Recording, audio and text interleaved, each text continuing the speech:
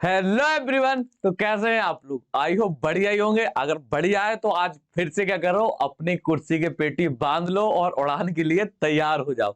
आज हम भरेंगे बहुत बड़ी वाली उड़ान। आज आपको हम बहुत अच्छे से डीएनए फिंगरप्रिंटिंग के बारे में बताने वाले हैं।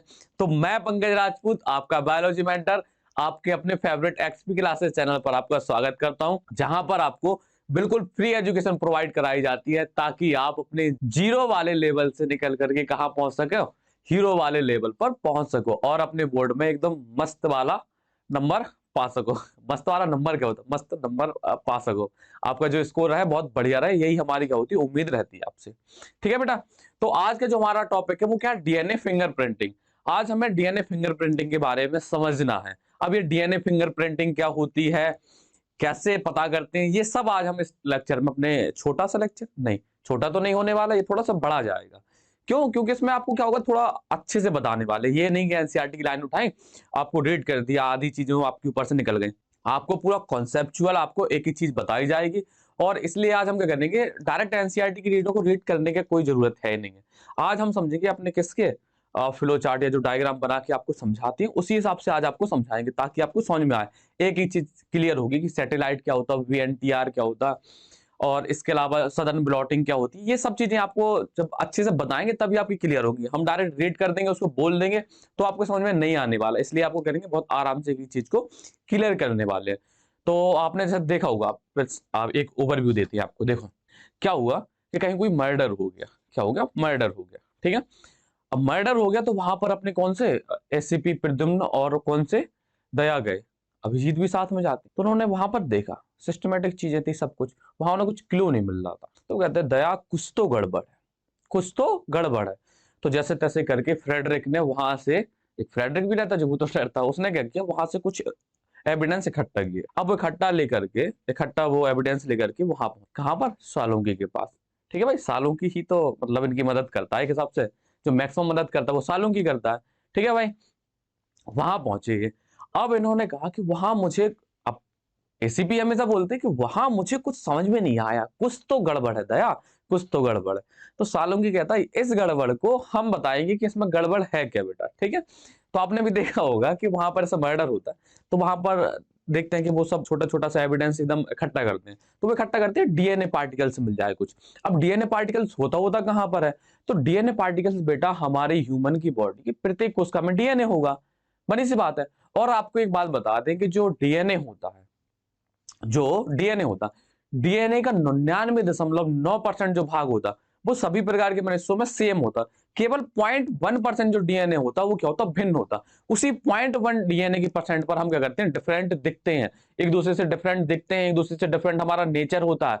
और उन्हीं से हम क्या करते हैं, एक दूसरे में अंतर पता करते हैं कि कौन मर्डरर है, कौन मर्डर नहीं है, वो मर्डरर नहीं है, किसका मर्डर हुआ, ये सब हम पता करते हैं किसके द्वारा, वो जो 0.1% डीएनए का पार्ट है उसके द्वारा। और उसी के बारे में पता करता है कौन, अपने सालुंकी भैया। और उस गड़बड़ को किसकी, एसीपी की जो गड़बड़ होती है उसको सही करते हैं। ठीक है भाई। तो दया नहीं करता। ठीक है। वो बस केवल सुनते हैं कि क्या गड़बड़ है, तो वो कहते हैं हाँ सर, मुझे भी तो लग रहा कुछ गड़बड़ है। ठीक है।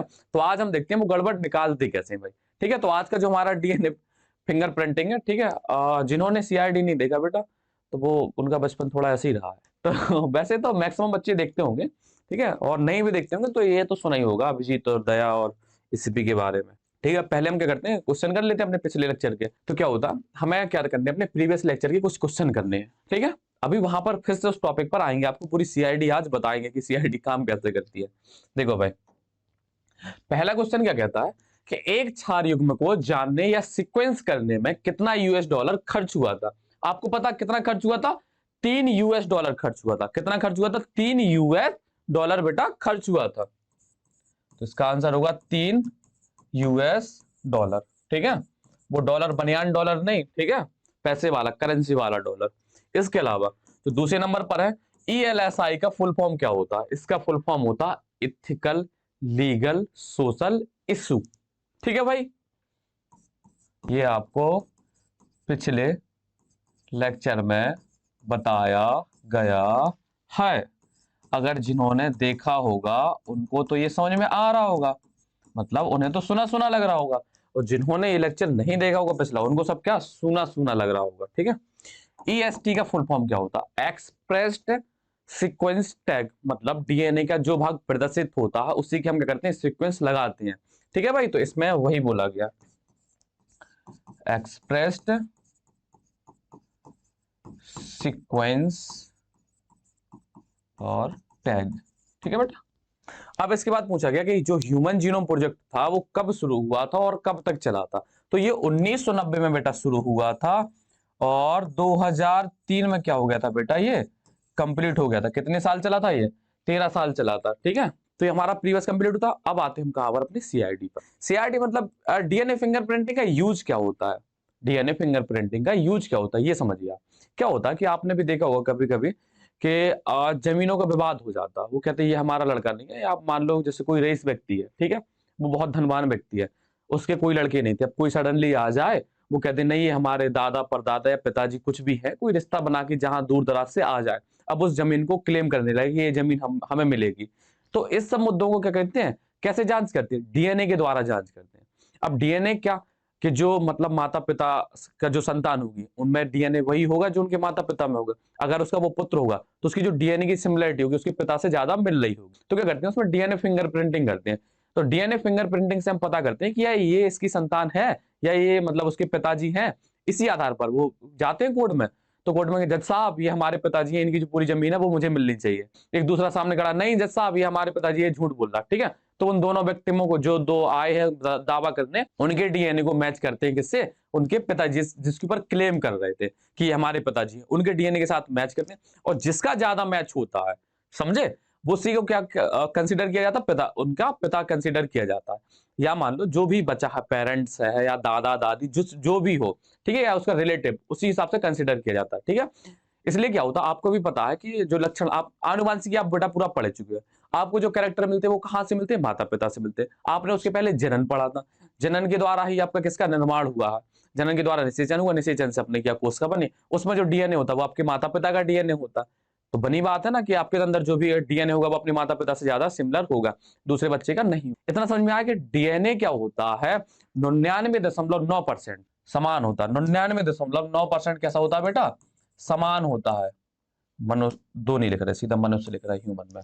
ठीक है, जितने भी मनुष्य हैं अपन, जैसे मान लो तुम हो और हम हो, तो तुम्हारा जो डीएनए होगा वो हमारा डीएनए होगा, वो 99 तो सिमिलर होगा। लेकिन जो 0.1% बचता है बेटा, वो क्या होगा? बहुत अलग होगा। अगर जैसे मान लो आपको डीएनए पता है, डीएनए पता है, डीएनए में जो नाइट्रोजन बेस होते हैं वो कितने होते हैं? 3 × 10⁻⁹ बेस पेयर होते हैं। अगर इसका 1% निकाला जाए बेटा, इसका 0.1% निकाला जाए तो पता कितना होगा? 3 × 10⁶। ये मिली बिलियन में है बेटा, ये किस में है? बिलियन में। और ये किस में हो जाता है? मिलियन में हो जाता है बेटा। किस में हो जाता है? मिलियन में। मतलब इतने हमारे जो नाइट्रोजन बेस होते हैं वो क्या होते हैं? अलग होते हैं। ये क्या होते हैं? डिफरेंट या भिन्न होते हैं। ये जो 0.1% है बेटा, ये कितना होता है? भिन्न होता है। ठीक है, बाकी ये जो होते हैं, ये जो 99% होता है, ये क्या होता है? समान होता है। ये ऐसा क्या, ये क्या होता है? समान होता है बेटा। ठीक है, ये तो 100% की वैल्यू लिखी है बेटा। ये जो बिलियन लिखा है ये 100% की वैल्यू लिखी है। ठीक है, 99% कोई वैल्यू लिखी है, 1% की ये लिखी हुई। इतना बस, इसके आधार पर हम डिसाइड करते हैं कि ये व्यक्ति ऐसा भिन्न है। और अब बनी सी बात है, इतने सारे मनुष्य हैं, सब आपने देखा होगा कि एक दूसरे से थोड़ा बहुत, चाहे वो नेचर वाई हो चाहे शकल सूरत है, कुछ ना कुछ क्या होगा, वो डिफरेंट होंगे। और मैक्सिमम क्या होगा, आपने देखा होगा शक्लें बहुत कम क्या होती, पूरी तरीके से मैच करती हैं। दोनों में क्या होता है? डिफरेंस। ओरिजिनल अलग समझ में आ जाता है और जो नकली होता है वो अलग समझ में। मिलती जुलती अलग चीज हो जाता है, एक सेम होना एक अलग चीज हो जाती है। केवल जो हमारे जुड़वा होते हैं, और जुड़वा भी दो प्रकार के, मोनोजाइगोटिक जो जुड़वा होते हैं। अगर जिन्होंने वीडियो नहीं देखा तो अपना जो जुड़वा वाला लेक्चर है वो आप अपलोड है इस पर, अपने चैनल पर प्लेलिस्ट में देखिए, शायद वो 6-7 मिनट का है, आराम से उसको आप कॉन्सेप्ट को समझ सकते हैं। जो हमारे क्या होते हैं, एक युग्मजी जो जुड़वा होते हैं, केवल उन्हीं में क्या होता है? डीएनए क्या होता है? सिमिलर होता है। बाकी सब में क्या होता है? भिन्न होता है डीएनए। ठीक है, कितना भिन्न होगा? और 0.1% बेटा डीएनए क्या होता है? भिन्न होता है। इसलिए ये ना सोचने ना कि मान लो हमारा जो डाइजाइगोटिक जुड़वा हम मर्डर कर रहा है और वो फंस जाए। ठीक है, आपका डीएनए अलग हुआ, लेकिन जो एक युग्मक जुड़वा होता है, जो अपने मोनोजाइगोटिक ट्विंस होते हैं, उनका डीएनए बेटा क्या होता है? सिमिलर होता है। क्यों? क्योंकि उनका निर्माण भी क्या होगा? एक जाइगोट से हुआ होता है, इसलिए उसके अंदर भी डीएनए क्या होता है? समान तरीके से पाया जाता है। तो जो हमारे क्या होते हैं, मोनोजाइगोटिक ट्विंस होते हैं, उनमें क्या होता है? डीएनए समान होता है। लेकिन अब उनमें भी बेटा अंतर हो सकता है, ऐसा नहीं कि मतलब समान है तो वो एक गया तो एक पेपर दे आया, दूसरा कुछ नहीं कर रहा। तो उनकी बेटा जो फिंगर प्रिंटिंग होती है ना, ये एक डीएनए फिंगर प्रिंटिंग होती है, केवल फिंगर प्रिंटिंग जो हमारे हाथों में होती है फिंगर प्रिंटिंग होती है, जो हमारा डीएनए की जो प्रिंट है वो डीएनए फिंगर प्रिंटिंग कहलाती है, ठीक है। तो क्या होता है, ये बेटा क्या होती है, भिन्न होती है। किसमें? मोनोजाइगोटिक ट्विंस में भी हमारी ये फिंगर प्रिंटिंग क्या होती है, भिन्न होती है। अगर आपने गुमराह मूवी देखी हो या थर्ड मूवी देखी हो तो उसमें ये सब चीजें बताई भी गई हैं। वो पूरी इसी पर बेस्ड है, मोनोजाइगोटिक ट्विंस के ऊपर, कि वो कैसे एक मर्डर करता है और दूसरा बचा रहता है। तो हमें वो मूवी नहीं यहाँ पढ़ानी है, आपको आपको पढ़ाना डीएनए फिंगर प्रिंटिंग। तो डीएनए फिंगर प्रिंटिंग क्या होती है, कुछ ये स्टेप होते हैं, पहले इनको समझना है। इन शब्दों के बारे में अगर आपको पता होगा तो आपकी आगे की चीजें क्या होगी, आसान हो जाएंगी। तो सबसे पहले हमारा एक वर्ड दिया गया यहाँ पर, पॉलीमॉर्फिज्म। अब पॉलीमॉर्फिज्म बताने से पहले आपको एक चीज और बतानी है, जो पिछले लेक्चर में भी बताई थी। जिन्होंने पिछला लेक्चर नहीं लिया उनके लिए हम बता रहे हैं, ठीक है बेटा। तो सबसे पहले हमारा क्या, पॉलीमॉर्फिज्म बेटा, या बहुरूपता। क्या है, हमें बहुरूपता के बारे में पढ़ना है। किसके बारे में पढ़ना है? बहुरूपता या पॉलीमॉर्फिज्म। अब बहुरूपता क्या होती है बेटा, ये आपको बताना थोड़ा जरूरी है। तो क्या है हमारा बहुरूपता या पॉलीमॉर्फिज्म, ये बताना आपको बहुत ज्यादा जरूरी है। अब इसको बताने से पहले आपको कोडिंग और नॉन कोडिंग बता दें बेटा। क्या बताते हैं? कोडिंग और नॉन कोडिंग। पिछले लेक्चर में भी बताया था, इसमें भी बता रहे। कोडिंग वह रीजन होता है जिसमें क्या होता है, हमारी सूचना प्रदर्शित होती है। नॉन कोडिंग की सूचना प्रदर्शित नहीं होती। अब क्या होता है, जैसे अपनी कोडिंग वाले रीजन में अगर कोई म्यूटेशन होगा, उत्परिवर्तन, तो उसको या तो एक्सेप्ट कर लिया जाएगा मतलब बॉडी के द्वारा, या क्या कर दिया, उसको रिजेक्ट कर दिया जाएगा। लेकिन अगर नॉन कोडिंग में कोई म्यूटेशन होगा तो वो बेटा इकट्ठा होता रहता है। पुराने पाप बोलते ना, कि तुम्हारे पूर्वजों के पुराने पाप। देखो क्या होता है, जैसे मान लो ये हमारा क्या है, डीएनए। डीएनए को हमने क्या कर लिया, स्ट्रेट लाइन में लगा दिया बेटा, ठीक है भाई। ये हमारे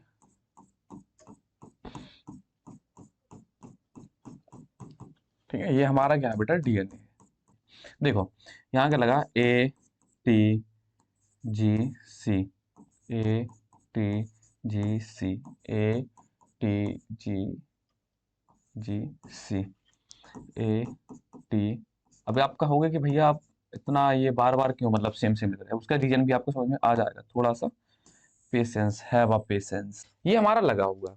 अब आप देख रहे हो कि ये वाले जो यूनिट है, ये क्या हो रही है, बार बार रिपीट हो रही है। ये क्या हो रही है, बार बार repeat. ATGC, ATGC, ATGC, ATGC, ये क्या हो रही है, बार बार रिपीट हो रही है, ठीक है। ये हमें नहीं बताना था, हमें ये बताना था कि मान लो हमारा डीएनए।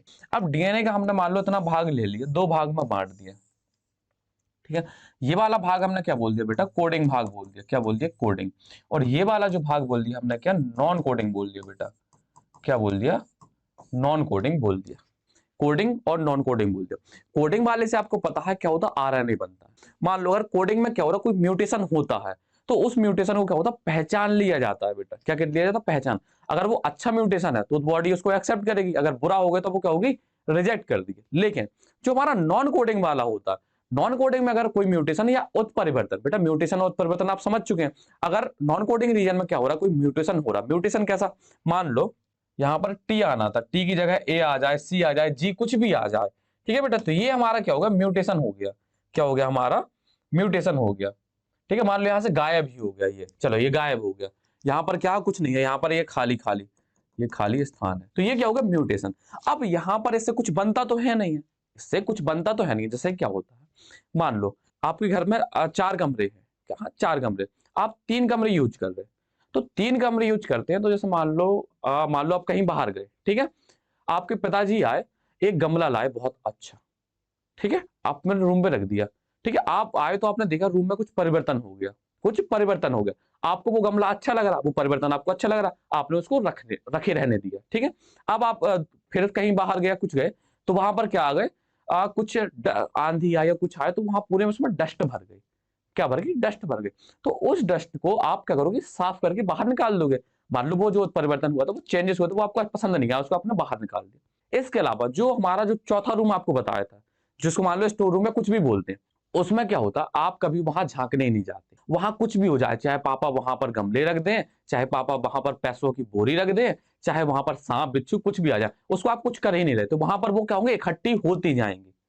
समझ में आया बेटा, आपको कोडिंग और नॉन कोडिंग समझ में आया। तो कोडिंग वो होता है जो बेटा वह रीजन होता है जिससे इन्फॉर्मेशन प्रदर्शित होती है। अगर इन्फॉर्मेशन अच्छी होंगी तो उसको एक्सेप्ट कर लिया जाएगा। अगर जो अपनी क्या होगी, इन्फॉर्मेशन बेकार होंगी या जो भी लक्षण प्रदर्शित होती बेकार होंगी, उसको रिजेक्ट कर दिया। लेकिन यहाँ पर चाहे अच्छी हो चाहे बुरी हो, यहाँ पर वो क्या होंगी, इकट्ठी होती जाएंगी। वो इकट्ठी होती जाएंगी।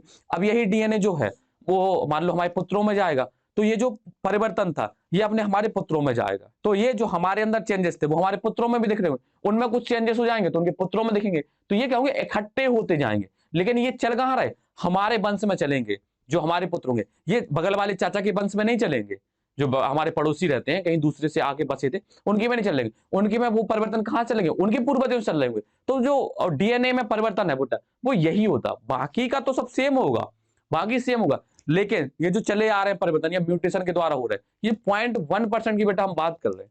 ये जो नॉन कोडिंग वाला रीजन होता इसी में क्या होता, वो 0.1% होता है। तो जो हमारा नॉन कोडिंग वाला रीजन होता है वो कितना होता है, 0.1% वाला होता है, 0.1% part of DNA, part of DNA. इसी में क्या होते हैं, परिवर्तन होते रहते हैं बेटा, इसी में क्या होते हैं, परिवर्तन होते हैं, और ये जो परिवर्तन होते हैं इन्हीं के आधार पर हम क्या कहते हैं, डिफरेंस करते हैं। अब आपको हमें समझाना क्या था, बहुरूपता समझानी थी। क्या समझानी थी, बहुरूप। तो बेटा अब हम जो पढ़ने वाले हैं केवल नॉन कोडिंग ही पढ़ने वाले, कोडिंग का यहाँ कोई जिक्र नहीं है, कोडिंग हमने पढ़ लिया जितना पढ़ना था, हमने आरएनए बना लिया, उससे प्रोटीन बना ली, जीन रेगुलेशन सब कर लिया, वो हम कहाँ कर रहे थे, कोडिंग में कर रहे थे। अब हमें करनी है नॉन कोडिंग की बात, हमें अब स्टोर रूम की बेटा सफाई करनी है।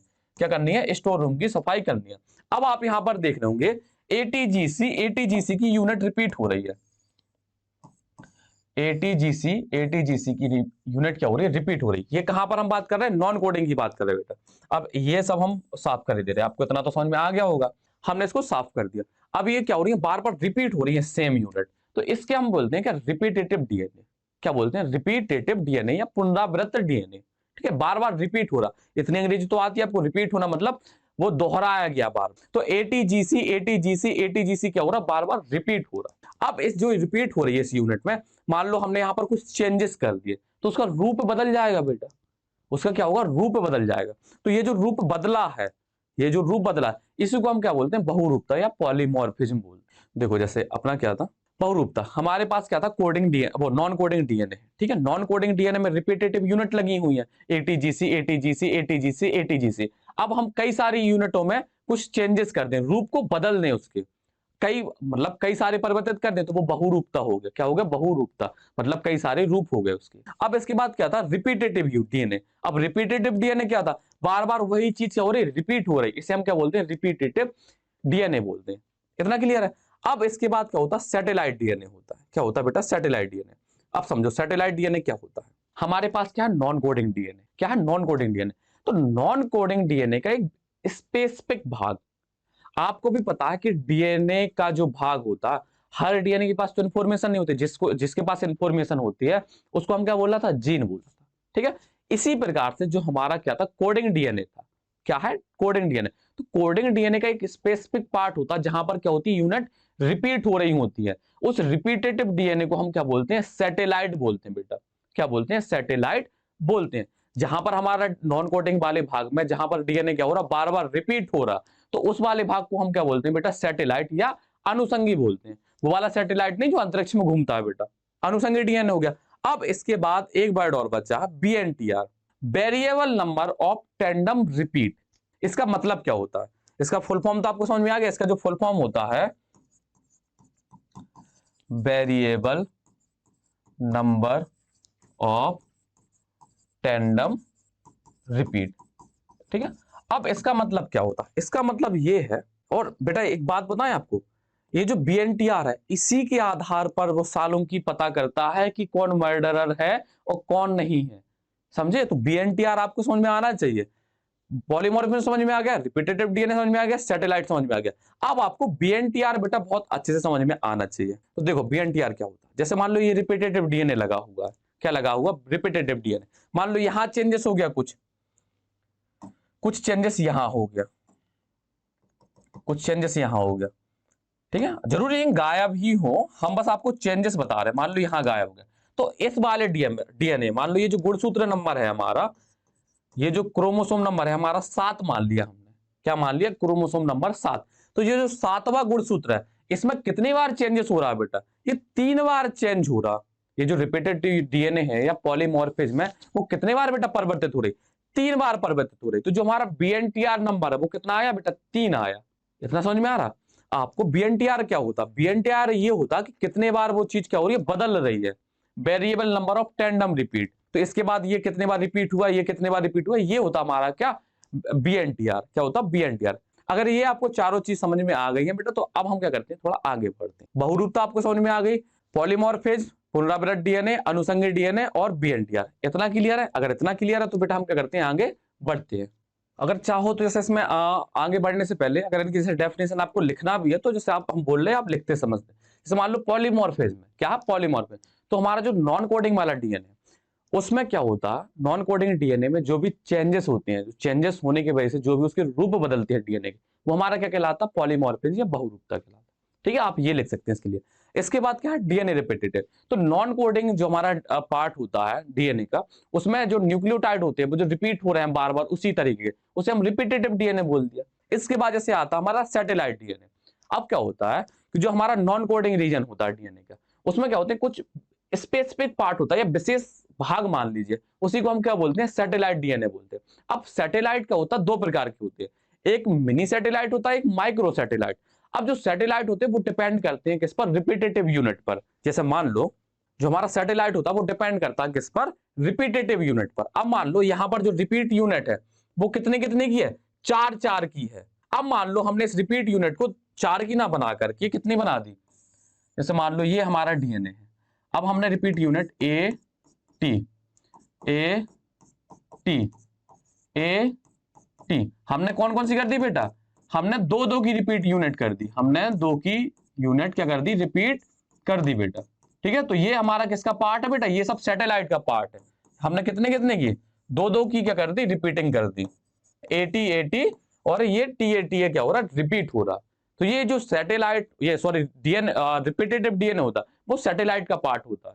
या मान लो जो सैटेलाइट है वो नॉन कोडिंग रीजन का पार्ट होता है, और सैटेलाइट के अंदर ही क्या होता है हमारा, कौन सा होता है बेटा, अपना रिपीटेटिव डीएनए होता है। और ये किसकी बात हो रही है, 0.1% जो डीएनए है उसकी बात हो रही है बेटा। इन्हीं सब के आधार पर हमें क्या करते हैं, दो व्यक्तियों में डिफरेंस करते हैं या अंतर करते हैं बेटा। अब इसके बाद क्या लिखा है यहाँ पर, BNTR लिखा, क्या लिखा, BNTR।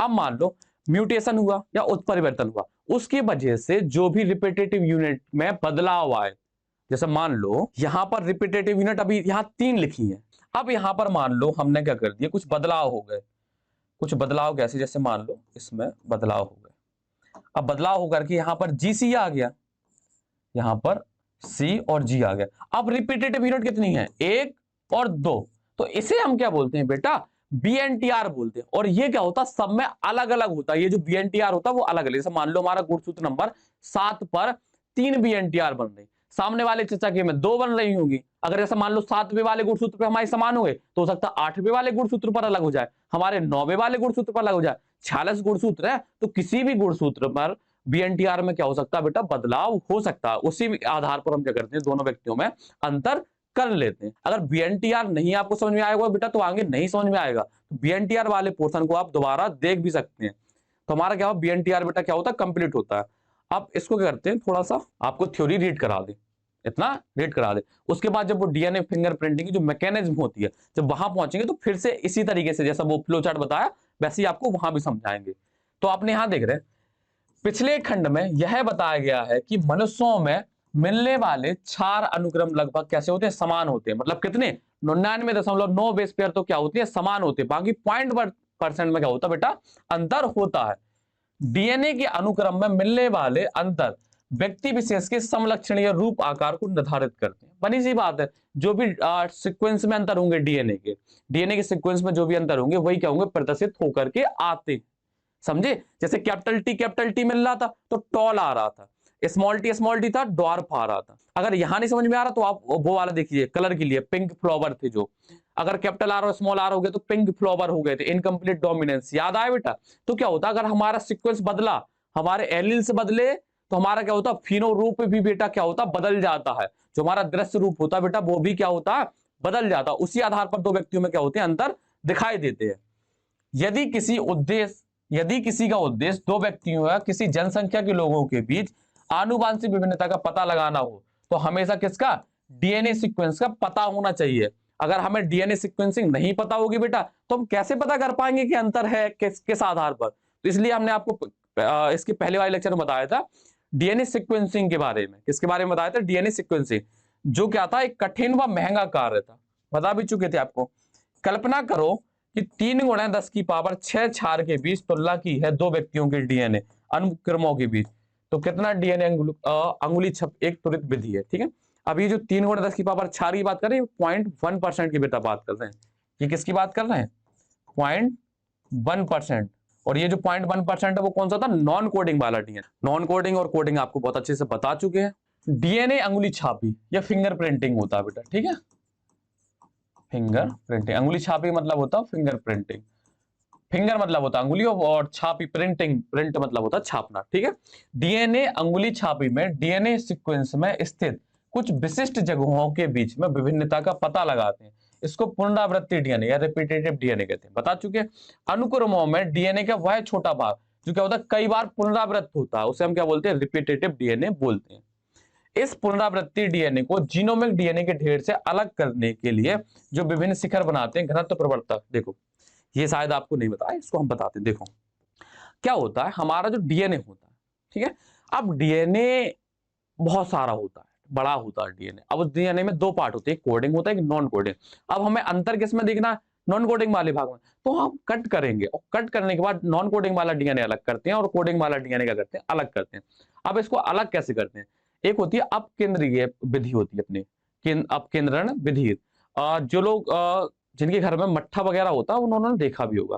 क्या करते हैं, जब हम जो दही होता है उसको मट्ठा के जब क्या करते हैं, वो भाना बोलते हैं हमारे यहाँ पर, जब उसको भाते हैं तो क्या करता है, हमें घी मिलता है, तो जो घी क्या करता है, तैर के ऊपर आ जाता है। इसी प्रकार से क्या होता है, जब हमें इसमें से डीएनए को अलग करना होता है, कोडिंग वाले और नॉन कोडिंग को, तो हम अपकेंद्रण विधि का यूज करते हैं, इससे कोडिंग अलग हो जाता है और नॉन कोडिंग अलग हो जाता है। तो यहाँ पर बेटा वही चीज बोली है उन्होंने। तो यहाँ से क्या बोल रहे हैं कि जीनोमिक डीएनए को, जीनोमिक डीएनए कौन सा था? जो अपना कोडिंग वाला डीएनए था, जो कोडिंग डीएनए था, जो क्या कर रहा था, रक्षण प्रदर्शित कर रहा था, उसे हम क्या बोलते हैं? जीनोमिक डीएनए बोलते हैं। तो जो जीनोमिक डीएनए होता है उससे क्या करना है हमें? नॉन कोडिंग को अलग करने के लिए हम क्या करते हैं? डेंसिटी ग्रेडियंट सेंट्रीफ्यूगेशन द्वारा क्या करते हैं? हम अलग करते हैं। जब मठा वहां की जो घी अलग करते हैं ना बेटा, जो वो मशीन आती है, मठा से घी, दही से मठा बनाते हैं, तो उसमें से घी अलग होता है बेटा। कुछ कई लोगों ने देखा भी होगा, जो स्टूडेंट जिनके घर में घी वगैरह होता होगा, ठीक है। डीएनए ढेर एक बहुत बड़ा शिखर बनाता है, जबकि साथ में अन्य छोटे छोटे शिखर बनते हैं, जिन्हें हम क्या बोलते हैं बेटा? सैटेलाइट डीएनए बोलते हैं, ठीक है। सैटेलाइट डीएनए अपना कौन सा था? नॉन कोडिंग वाला भाग था। क्षार घटकों मतलब जो अपने बेस होते हैं या खंडों की लंबाई ऊपर रिपीटेटिव यूनिट के आधार पर हमारा जो सैटेलाइट डीएनए होता है वो दो प्रकार का होता है। एक मिनी सैटेलाइट होता है और एक कौन सा? माइक्रो सैटेलाइट होता है। तो हमें बेटा मिनी सैटेलाइट के बारे में पढ़ना है। अनुक्रम सामान्यतः किसी भी प्रोटीन का कूट लेखन नहीं करता है, लेकिन ये मानव जीनोम के अधिकांश भाग में मिलते हैं, ठीक है। कौन सी बात कर रहे हैं? ये नॉन कोडिंग की बात कर रहे हैं। जो हमारा नॉन कोडिंग सीक्वेंस होता है बेटा, ये किसी भी प्रकार का कूट लेखन नहीं करते, लेकिन ये क्या होते हैं? डीएनए में पाए तो जाते हैं बेटा। ये जो अनुक्रम होते हैं उच्च श्रेणी बहुरूपता प्रदर्शित करते हैं। जो डीएनए फिंगरप्रिंटिंग का क्या होता है? आधार, मतलब बिना हम नॉन कोडिंग के कभी कभी फालतू चीज भी क्या होती है? काम की होती है। जैसे नॉन कोडिंग कोई काम नहीं कर रहा था प्रोटीन बनाने में, लेकिन वो मर्डर की जो मिस्ट्री है उसको सॉल्व करने में तो काम आ गया ना, चाचा की जमीन बचाने में तो काम आ गया ना। कौन सा? अपना नॉन कोडिंग वाला भाग। पता चले तुम्हारे पर कोई क्लेम करने आ जाए कि नहीं तुम हमारे पिता हो तुम्हारे पिताजी के ऊपर कोई क्लेम करने आ जाए, कहते नहीं तुम्हारे पिताजी भी हमारे पिता, हमें जमीन में हिस्सा चाहिए, समझे? तो उस जमीन में अपना हिस्सा बचाओगे बेटा, तुम वहां जाकर के कोर्ट मांगोगे, जज साहब कुछ तो न्याय कीजिए। तो जज साहब जो न्याय करेंगे वो डीएनए फिंगरप्रिंटिंग के आधार पर ही करते हैं। जैसे पैटर्निटी टेस्ट बोलते हैं इसको, ठीक है, पैरेटिनिटी टेस्ट। डीएनए अनुक्रम में मिलने वाली बहुरूपता के साथ साथ डीएनए फिंगरप्रिंटिंग मानव जीनोम के आनुवांशिक नक्शे तैयार करने में क्या होता है? लाभदायक होता है। दो व्यक्तियों में अंतर करना है। बहुरूपता आपको बहुत अच्छे से समझा चुके हैं, बहुरूपता होता क्या, फिर से बता देंगे। बहुरूपता आनुवांशिक आधार पर विभिन्नता उत्परिवर्तन के कारण ही उत्पन्न होता है। आनुवांशिक आधार पर कुछ का चेंजेस हो गए, तो वो चेंजेस होते हैं, वो क्या कहलाता है? अपना बहुरूपता कहलाता है। किसी व्यक्ति में नए उत्परिवर्तन उसकी काय कोशिकाओं या जनन कोशिका में पैदा होते हैं। सुनो देखो क्या होता है कि किसी भी बॉडी में या किसी भी ह्यूमन में जो भी चेंजेस होंगे वो दोनों प्रकार की कोशिकाओं में होंगे अपनी, चाहे वो कायिक कोशिका हो चाहे वो जनन कोशिका हो, तो किसी में भी हो सकते हैं। लेकिन अगर जनन कोशिका में जो भी परिवर्तन हुए वो एक पीढ़ी से दूसरी पीढ़ी जाते हैं, लेकिन जो कायिक कोशिका में उत्परिवर्तन होते हैं वो एक पीढ़ी से दूसरी पीढ़ी बेटा नहीं जाती। क्यों? क्योंकि जनन कोशिकाएं क्या होती है, जनन में सहायक होती हैं और उसी से क्या होता है, नई संतान का उत्पन्न होती है। और जब उन्हीं कोशिकाओं से संतान की उत्पत्ति होगी तो वो पीढ़ी से दूसरी पीढ़ी में वही लक्षण बेटा पहुंच जाएंगे। समझे? आपको जेनेटिक डिसऑर्डर बहुत अच्छे से पढ़ाए थे, अगर पढ़े होंगे आपने तो। यदि जनन कोष का उत्परिवर्तन किसी व्यक्ति की संतानोत्पत्ति क्षमता को गंभीर रूप से प्रभावित नहीं करता तो यह उत्परिवर्तन स्थानांतरित हो जाता है। जैसा कि अभी आपको बताया था कि लक्षण क्या होते हैं, या तो एक्सेप्ट कर लिए जाते हैं या क्या करते हैं, रिजेक्ट कर दिए जाते हैं। अगर लक्षण अच्छे होंगे तब तो वो एक पीढ़ी से दूसरी पीढ़ी पहुंचाएगा, अगर अच्छे नहीं होंगे तो उनको वो वहीं रोक देगा कि नहीं भाई अब नहीं। जैसे आपको रूम वाला उदाहरण दिया था कि गमला आपको अच्छा लगा तो आपने रखे रहने दिया, अगर आपको गमला अच्छा नहीं लगा या गमला या मान लो डस्ट थी, आपने उसको बाहर साफ करके अलग कर दिया। लेकिन नॉन कोडिंग रीजन में बेटा ऐसा कुछ नहीं होता, वहां पर प्रूफ रीडिंग नाम की कोई चीज होती ही नहीं। मानव जनसंख्या में 0.1% से अधिक आवृत्ति में एक बीज स्थल में असंगति मिलने से होती है। ठीक है बेटा, वहां पर क्या होता है, थोड़ा बहुत परिवर्तन होते हैं। साधारण तौर से यदि एक वंशागत उत्परिवर्तन जनसंख्या में उच्च आवृत्ति से मिलता है तो यह क्या करता है, इसे डीएनए बहुरूपता कहते हैं। अगर चेंजेस जो मिलते हैं उसे हम क्या बोलते हैं बेटा, डीएनए पॉलीमॉर्फिज्म। अब क्या होता है, डीएनए फिंगरप्रिंटिंग के कुछ स्टेप होते हैं कि अब हम डीएनए फिंगरप्रिंटिंग करते करते आपको बताया था कि हम बेटा अपने हिसाब से पढ़ाएंगे, बाद में रीडिंग करा दी। अब आपको वो रीडिंग करने में आराम से सहूलियत भी हो रही होगी कि ये इसका मतलब अच्छा ये है, इसका मतलब ये है, इसका मतलब ये है। कुछ परिभाषाएं थी जो एनसीईआरटी में नहीं दी गई थी, वो हमने आपको बता दी। ठीक है, सैटेलाइट डीएनए क्या होता है, बीएनटीआर क्या होता है, ये आपको सब अच्छे से बता दिया। अब यहां से देखना है जो डीएनए फिंगरप्रिंटिंग होती है उसके कुछ स्टेप होते हैं, वो कैसे कैसे करते हैं। देखो भाई, तो सबसे पहले क्या होता है, आइसोलेशन ऑफ डीएनए, मतलब डीएनए का पृथक्करण। डीएनए को हमने निकाला, पृथक कर गया। अब बनी सी बात है कि डीएनए कहां होता है, कोशिका के अंदर केंद्रक में होता, वहां से हमें क्या करना है, डीएनए को निकालना है। जैसे मान लो हम कहीं गए, ठीक है, वहां पर मर्डर हुआ है, ठीक है, मर्डर के बाद हो सकता है जो मर्डरर उसका एक आध बाल रह गया हो, उसकी सलाइवा रह गई, सलाइवा मतलब लार रह गई हो, या कुछ छिल वगैरह गया हो, या खून की ब्लड रह गई हो। जैसे रेप वगैरह केस में अपना स्पर्म भी देखा जाता है। कुछ भी हो, कहीं भी हो, अगर मनुष्य की कोई एक छोटी सी कोशिका भी रह जाएगी तो उस व्यक्ति के बारे में पता चल जाएगा कि ये उस स्थान पर था या नहीं था। जैसे मान लो कहीं पर मर्डर हुआ, क्या हुआ, मर्डर हुआ। जैसे मान लो बेटा कहीं पर मर्डर हुआ, ठीक है, मर्डर होने के बाद वहां पर जो व्यक्ति मरा हुआ है उसके अलावा भी वहां पर कुछ और हमें क्या मिला, डीएनए मिला। अब हमें मान लो दो व्यक्तियों पर संदेह है, तो वो जो वहां पर जो व्यक्ति मरा हुआ उस व्यक्ति के अलावा जो हमें और डीएनए मिला था, उस डीएनए को मैच करेंगे हम उन दो व्यक्तियों से। अब उनसे डायरेक्ट पूछा तो एक ने कहा हम पढ़ी वहां गए थे, पणजी गए थे। दृश्य में ऐसा चीजों को बोलते हैं ना, हम पणजी गए थे, वहां सत्संग में गए थे, हमने पाव भाजी खाई थी। इसी प्रकार से वो भी बोलता, और दूसरा कहता कि नहीं हम तो घूमने गए थे पर हम थे ही नहीं। तो दोनों को डीएनए को उस डीएनए से मिलाएंगे जो वहां पर पाया गया था, जिससे मैच करेगा वही क्या होगा, मैन अपराधी होगा। बेटा यहां तक कोई भी दिक्कत वैसे तो नहीं होनी चाहिए।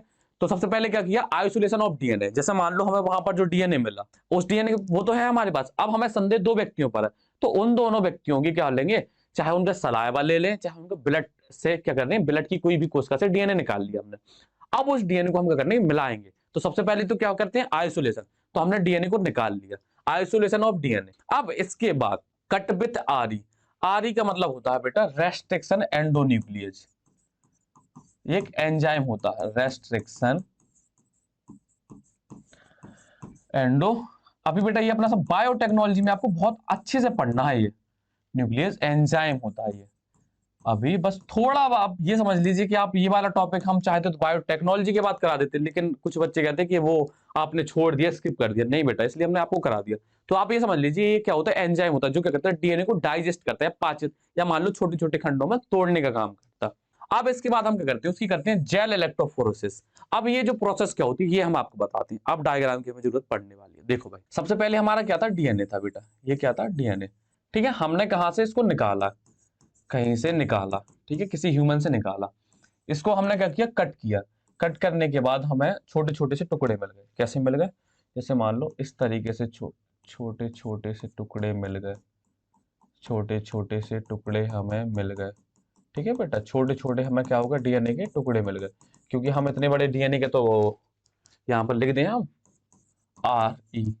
इससे आर ई जानते हो ना बेटा, आर ई कट करते हैं, आर ई उसी से हिसाब लगा लो। क्या करना है, हमें काटना है डीएनए को, क्या करना है, काटना।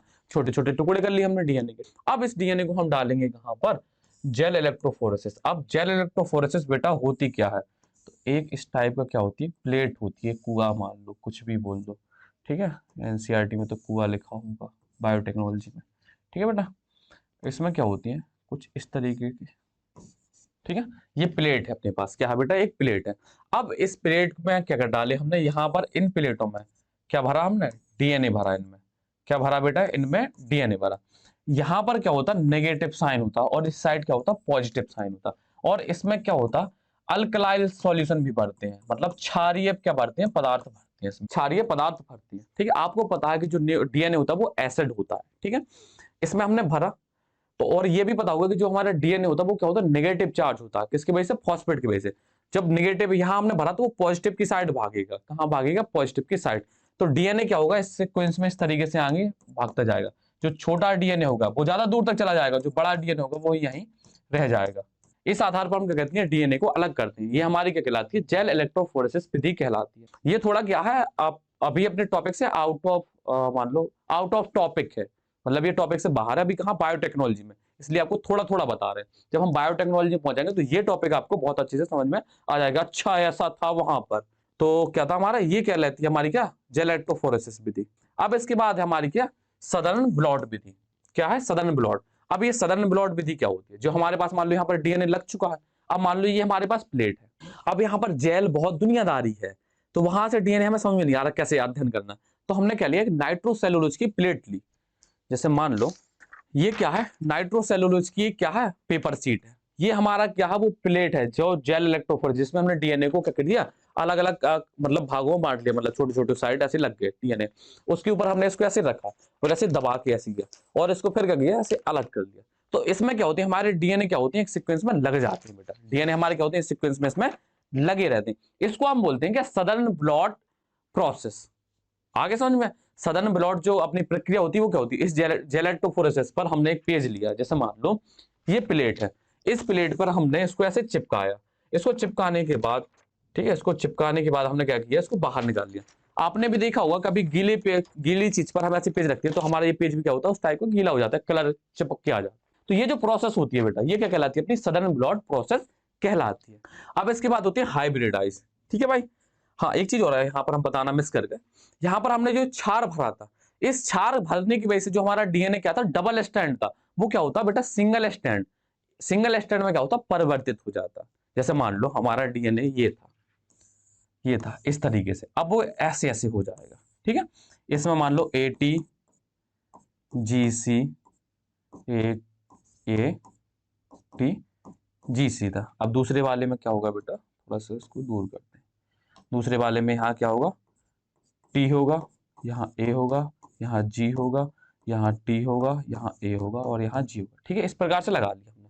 तो इस प्रकार से डीएनए के क्या हो गए, दोनों दोनों स्टैंड क्या कर लिया हमने, अलग कर दिया। अब यहाँ पर वर्ड लिखा हाइब्रिडाइज।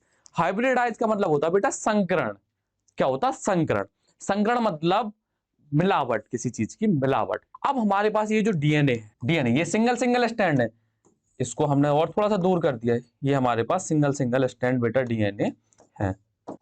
अब हमने क्या किया, हमने क्या किया, ये जो हमारे पास डीएनए आ गया अलग अलग। अब हम इन डीएनए का करेंगे, ट्रांसक्रिप्शन करेंगे। मान लो इनका एक सीक्वेंस लगाएंगे, पता करेंगे कि ये कैसा सीक्वेंस है। पता कर लेंगे तो इसी के जो कॉम्प्लीमेंट्री जैसा ये है, इसी की तरह का हम क्या करेंगे, एक दूसरा डीएनए का सिंगल स्टैंड आर्टिफिशियल हम खुद से तैयार करेंगे। और उस डीएनए को हम कैसा करेंगे, रेडियो एक्टिव बनाएंगे। क्या बनाएंगे, रेडियो एक्टिव। रेडियो एक्टिविटी बहुत अच्छे से आपको पता ही थी पहले। रेडियो एक्टिविटी क्या होती है, बहुत आसानी से पकड़ में आ जाती है। ठीक है, मान लो चमकती हुई कोई चीज, जैसे मान लो इसी के आकार का हमने ये डीएनए इसके साथ लगा दिया, इसके साथ ये हमने इसके साथ लगा दिया। अब ये अलग टिमटिमाता हुआ दिख जाएगा, ये क्या होगा, अलग टिमटिमाता हुआ दिख जाएगा। ये होती है रेडियो एक्टिविटी। तो जो हम इसके डीएनए का जो दूसरा स्टैंड इसके साथ पूर्ण करके लगाएंगे, वो हम कैसा, रेडियो एक्टिव डीएनए लगाते हैं। कैसा लगाते हैं, रेडियो एक्टिव डीएनए। क्योंकि हमें डीएनए डबल स्टैंड करना, तो जो दूसरा स्टैंड नया डीएनए इसके साथ लगाते हैं वो कैसे लगाते हैं, रेडियो एक्टिव, ताकि आसानी से वो पहचान में आ जाए बेटा। अब इसके बाद हमारा स्टेप क्या है, रेडियो ऑटो रेडियोग्राफी। ठीक है बेटा, वही जो रेडियो एक्टिविटी है, ऑटो रेडियोग्राफी इसीलिए लगाते हैं ताकि वो आसानी से क्या आ जाए, पहचान में आ जाए। फिर क्या करते हैं, हम डीएनए की कंपैरिजन करते हैं। अब मान लो हमारे पास एक हिसाब से स्पष्ट रूप से 2 डीएनए मिल गए हमें। अब इनकी कंपैरिजन हम आपको दिखाते हैं। तो देखो आपको करते हैं, एनसीईआरटी के डायग्राम के द्वारा बताते हैं। देखो क्या है, जैसे मान लो हमें कोई डीएनए मिला, हमें क्राइम सीन से मिला। हमें क्राइम सीन से बेटा क्या हुआ, डीएनए हमें मिला। अब उस क्राइम सीन से जो डीएनए मिला, अब हमें क्या था, दो व्यक्तियों पर संदेह था। क्या था, दो व्यक्तियों पर संदेह था। अब जो हमें क्राइम सीन से डीएनए मिला, उस क्राइम सीन के डीएनए को हम मैच करेंगे उन दोनों व्यक्तियों के डीएनए से। जिससे ज्यादा मैच होगा, हम मान लेंगे कि वो व्यक्ति वहां उपस्थित था और उसी ने क्या होगा, मर्डर किया होगा। बेटा देखो क्या है, यहां पर मान लो दो व्यक्ति हैं, एक व्यक्ति ये है और एक व्यक्ति ये है, दो व्यक्ति हैं हमें दोनों में। अब यहां पर ये जो रेड रेड, येलो येलो और ये जो स्काई ब्लू कलर का जो दिख रहा है आपको, इसका मतलब ये है यहां पर कि ये जो नंबर लिखे ये किसके दिखा रहा है, बीएनटीआर को दिखा रहा है। किसको दिखा रहा है, बीएनटीआर। मतलब ये जो ए नंबर का गुणसूत्र है, ए नंबर का जो 7वें नंबर का गुणसूत्र है, उसमें कितने बार रिपीट हुआ है, ये जो आप यहां पर देखते हैं कितने बार रिपीट हुआ है, 1 2 3 4 5 6 7, कितने बार, मतलब एक गुणसूत्र पर कितने बार, 3 बार रिपीट हुआ। एक बार कितने बार रिपीट हुआ, 4 बार रिपीट हुआ। इस वाले में जो बी नंबर का गुणसूत्र है, इसमें कितने बार, एक में शायद 1 2 3 4 5 6 7 8 9 10 11, ये कितने बार लिखा, 11 बार। और इसमें कितना है, 11 में से 2 गए तो 9 बार। ये कितने बार रिपीट हुआ, 9 बार। मतलब ए में बीएनटीआर कितने हैं, 4 और 3। बी में बीएनटीआर कितने हैं, गुणसूत्र नंबर 7 पर, गुणसूत्र नंबर भी देखना, गुणसूत्र नंबर 7 पर कितने बीएनटीआर, इसमें 4 और 3। बी वाले के पास कितने गुणसूत्र नंबर 7 पर 9 और 11 बीएनटीआर है। मतलब इतने बार परिवर्तन हुआ। बीएनटीआर आपको पहले अच्छे समझा दिया था, इसीलिए समझा दिया था। अब इसके बाद देखते हैं ए नंबर का जो गुणसूत्र नंबर 2 है, उसमें कितना, 1 2 3 4 5 6 7 8। मतलब जो दो नंबर का जो गुणसूत्र है, उस पर कितने बार परिवर्तन हुआ, एक बार 8 बार और एक बार 7 बार। और इसमें 1 2 3 4 5 6 7 8, मतलब इसमें 8 बार, इसमें 7 बार। मतलब जो दूसरे नंबर का गुणसूत्र है वो दोनों में समान है। फर्क कहां पर था, 7वें नंबर की गुणसूत्र की बीएनटीआर में। आपको बताया था कि जरूरी नहीं कि हर चीज मतलब भिन्न भिन्न हो। मतलब 7वां वाला गुणसूत्र बीएनटीआर बराबर वो अलग अलग दिखा रहा, लेकिन जो दूसरे नंबर का गुणसूत्र है उसमें बीएनटीआर क्या समान है।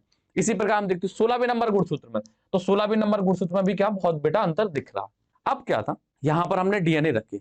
ये जो सी नंबर में लिखा है, ये हमें मिला बेटा क्राइम सीन से डीएनए। कहां से मिला, क्राइम सीन से। और यहाँ पर ए और बी लिखा है, ये जो दो व्यक्ति हैं जो हमें क्या है, इन पर डाउट है कि इनने हो सकता किया हो। अब इनमें से किसने किया ये हमें कंफर्म करना। तो हमने क्या लिखा है, यहाँ पर ये लिखा हमने सी नंबर का डीएनए। अब हम लिखेंगे उनकी बीएनटीआर। क्या लिखेंगे, बीएनटीआर। तो जो क्राइम सीन से उसका डीएनए मिला था, उसके बीएनटीआर क्या है, एक में 11 थे तो 11 लिख लिए, ये 11 है। और एक में क्या थी, 7 पर, 7वें गुणसूत्र। ये बेटा क्या लिखिए, गुणसूत्रों की संख्या लिखिए कि किस गुणसूत्र पर अपने बीएनटीआर किस हिसाब से लगे हुए।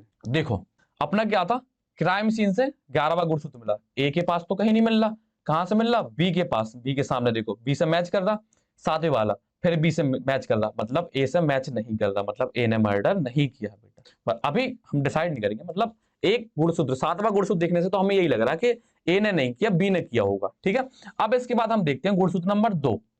जब गुणसूत्र नंबर 2 को देखा गया तो किसका, ए का एक तो मैच हुआ, मतलब बी के दोनों मैच हो रहे। देखो ये वाला इसके सामने, ये वाला इसके सामने, मतलब बी फिर से मैच कर रहा, तो बी ही पक्का होगा। देखो दया, बी नहीं, ये जो बी पर्सन है इसी ने मर्डर किया। ठीक है, इसके बाद देखते हैं गुणसूत्र नंबर 16।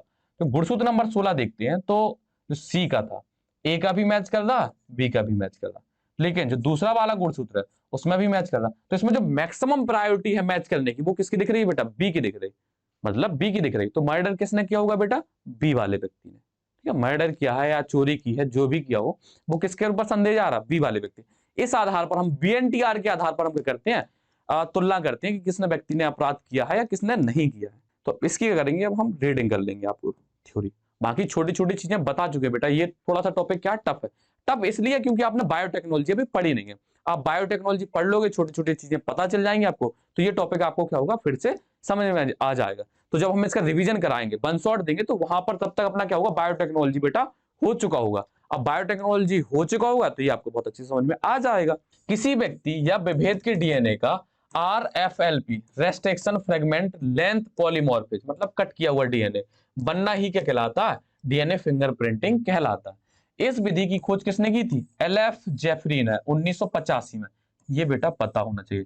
जो अपने क्या होते हैं, एलेक्स जेफरी जो साइंटिस्ट थे, उन्होंने 1985 में इसके बारे में बताया था। डीएनए की संरचना तथा आनुवांशिकता प्रत्येक जीव में विशिष्ट प्रकार की होती है, जो दूसरे व्यक्ति में विभिन्नता प्रदर्शित करती है। मतलब दोनों में तो थोड़ा बहुत तो अंतर होंगे, नहीं तो सभी व्यक्ति एक से ना दिखते, चाइनीज की तरह। ठीक है, सब एक से दिखते हैं देखने में।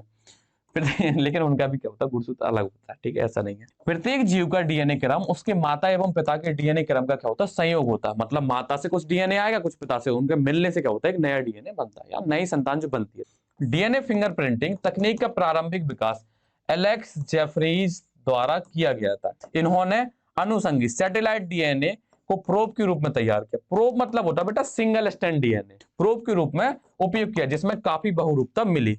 इसे अनुबद्ध पुनरावर्तक की विभिन्न संरचना संख्या variable number of tandem repeat, ये लिखा बेटा बीएनटीआर का फुल फॉर्म, ये क्या है पता होना चाहिए बीएनटी। इसी के आधार पर उन्होंने क्या किया था, अंतर किया था दो व्यक्तियों में। तकनीक जैसा पहले उपयोग किया जा चुका है वह सदर्न ब्लॉट हाइब्रिडाइजेशन, ठीक है, सदर्न ब्लॉट हाइब्रिडाइजेशन आपको बता चुके हैं।